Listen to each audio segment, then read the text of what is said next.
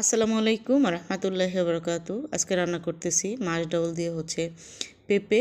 তো প্রথমে আমি মাছ ডাউলের গুঁড়িটাকে খুব সুন্দর করে গুলে নিচ্ছি।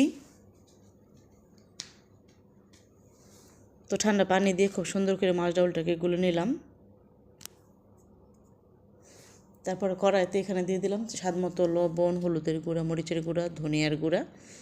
তো সব কিছু একসাথে খুব ভালো করে মিশিয়ে তারপর আরও একটু পানি দিয়ে দিলাম। 2টা তেজপাতা, 2টা খাল, 2টা গোটা, তারপরে দিয়ে দিলাম ভাজা জিরার গুঁড়া, আদা আর রসুন বাটা।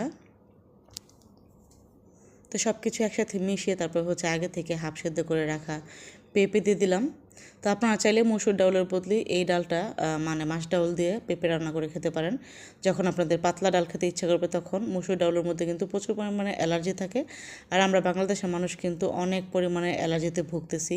তো মসুর ডালটা খেলে দেখা গেল কি প্রচুর পরিমাণে অ্যালার্জি দেখা দেয়। তো সে যাই হোক, ডালটা আমার প্রায় হয়ে এসেছে। এই পর্যায়ে পেঁয়াজ বাটাটা আগে থেকে আমি ডাউলের মধ্যে দিয়ে দিয়েছি, আর কিছুটা রসুন থেতো আর পেঁয়াজ কুচিটা দিয়ে খুব সুন্দর করে ডাউলটাকে তেলানি দিয়ে দিলাম বাদামি কালার করে। তো উঠিয়ে নেওয়ার আগে এখানে আরও একটু ভাজা জিরার গুঁড়ো দিয়ে দিলাম, তাহলে স্বাদটা ভালো আসবে। তো দিয়ে দিলাম জাদুগরি পোলাও পাতাটা। এই পাতাটা দিলে ডাউলের স্বাদটা আরও দ্বিগুণ হয়ে যায়।